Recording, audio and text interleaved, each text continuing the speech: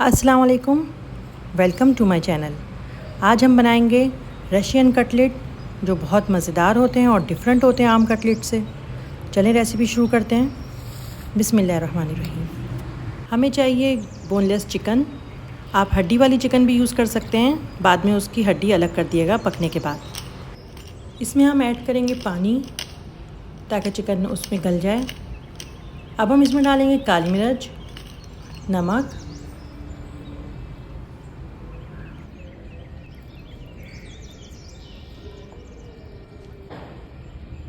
लहसुन का पेस्ट या फिर आप लहसुन को बारीक चॉप करके डाल दें।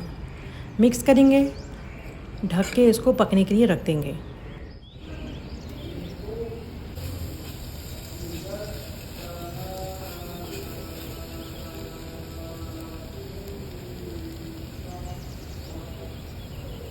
चिकन हमारी रेडी है, पानी इसका खुशक हो गया है और चिकन गल चुकी है।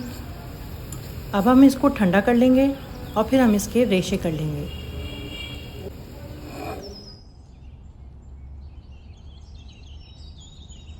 साइड पे रख के इसको अब हम बाकी काम शुरू करते हैं। हमें चाहिए मक्खन।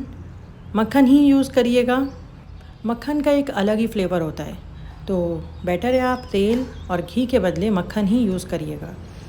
अब हम इसमें डालेंगे गार्लिक, लहसुन डालेंगे बारीक चॉप किया हुआ और उसको हल्का सा फ्राई कर लेंगे। मक्खन को कभी भी तेज़ आंच पे कुक नहीं किया करें क्योंकि वो जल जाता है। हल्की आंच पे मक्खन अगर आप यूज़ करें तो बिल्कुल हल्की आंच पे उसको पकाया करें। देखिए बिल्कुल बारीक कटी हुई मेरी गाजर है, हम इसमें गाजर ऐड करेंगे। सब्ज़ियाँ जितनी बारीक कटी हुई होंगी कटलेट में उनका उतना ही मज़ा आएगा। अब हम इसमें ऐड करेंगे शिमला मिर्च, ये भी बारीक कटी हुई हो। आप इसके अलावा भी कोई सब्ज़ी इसमें ऐड करना चाहें तो आप ऐड कर सकते हैं, चाहे वो फलियाँ हों कटी हुई बारीक बारीक या मटर हों, आप कोई भी सब्ज़ी इसमें ऐड कर सकते हैं। हमें इसको हल्का सा फ्राई करना है ताकि सब्ज़ी क्रंची ही रहे। अब हम इसमें मसाले ऐड करेंगे, कुटी हुई मिर्च, ज़ीरा पाउडर, नमक,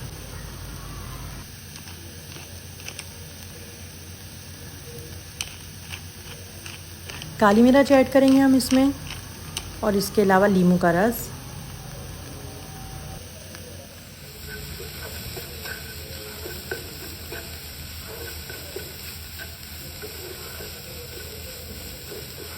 लाल मिर्च हम इसमें ऐड करेंगे, लेकिन आपकी मर्ज़ी है, आप इसको स्किप भी कर सकती हैं। बच्चों के लिए बना रही हैं तो आप लाल मिर्च नहीं डालें।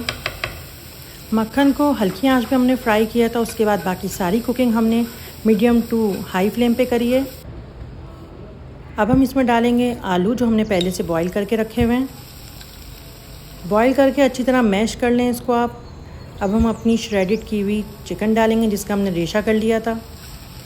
अब हम अपना चूल्हा बंद कर देंगे क्योंकि ये दोनों चीज़ें पकी हुई हैं, हमें सब्ज़ी का क्रंच ख़त्म नहीं करना है। तो चूल्हा बंद करें, इसको मिक्स करें।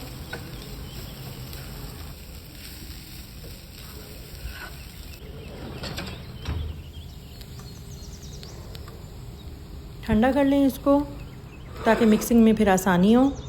कॉर्नफ्लोर हम इसमें ऐड करेंगे और कॉर्नफ्लोर ऐड करने के बाद हम इसको अच्छी तरह हाथों से मिक्स कर लेंगे।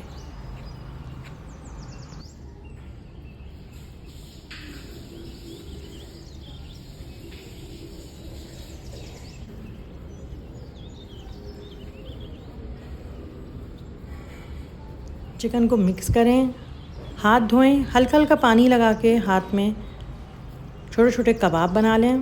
कबाब की आप कोई भी शेप दे सकते हैं, स्क्वायर दें, ओवल दें, सर्कल दें, जो आपका दिल करे आप वो शेप दें इसको।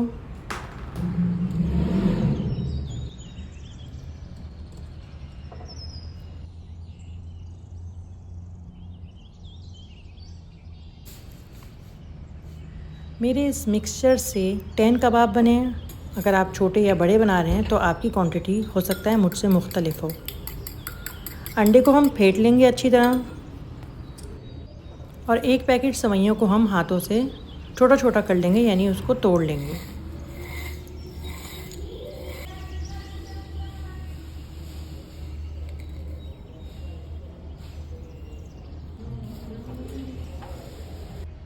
फ्राई पैन में तेल गरम कर लें और एक एक करके कबाब लेते जाएं। पहले उसको अंडे में डिप करें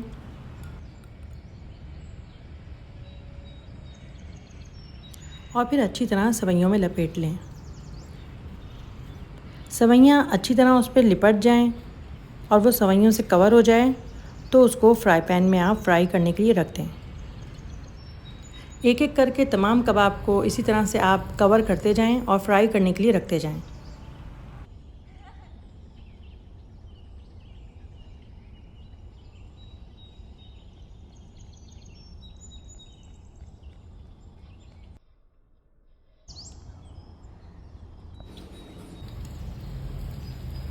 मीडियम हीट पे हम कबाब फ्राई करेंगे। ज़्यादा देर नहीं लगेगी कबाब फ्राई होने में, क्योंकि हमारी तमाम चीज़ें इसमें जो डली हुई हैं कबाब में वो पहले से पकी हुई हैं। एक साइड के ब्राउन होने पे हम दूसरी साइड को ब्राउन करेंगे। गोल्डन ब्राउन होने पे हम इसको निकाल लेंगे। लेकिन कितने ज़बरदस्त गोल्डन ब्राउन हो गए हैं कबाब। क्रंची अंदर से भी हैं और क्रंची बाहर से भी हैं।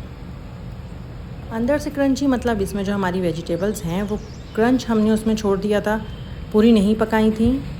उसका एक अलग ही टेस्ट होता है। अगर आपको भी मेरी तरह क्रंची वेजिटेबल्स पसंद हैं तो यकीनन आपको बहुत पसंद आएंगे ये कबाब। हमारे रेडी हैं। गरम गरम इसको सर्व करें। देखें ये कितने ऊपर से क्रंची हो रहे हैं। यकीनन आपको पसंद आएंगे। केचप, गार्लिक सॉस या किसी भी सॉस के साथ आप इसको सर्व करें। चटनी के साथ सर्व करें, जो आपका दिल करे। रेसिपी आपको यकीनन पसंद आएगी। ट्राई करें और फीडबैक दें। इंशाल्लाह नेक्स्ट रेसिपी में मिलेंगे। जब तक के लिए अल्लाह हाफ़िज़।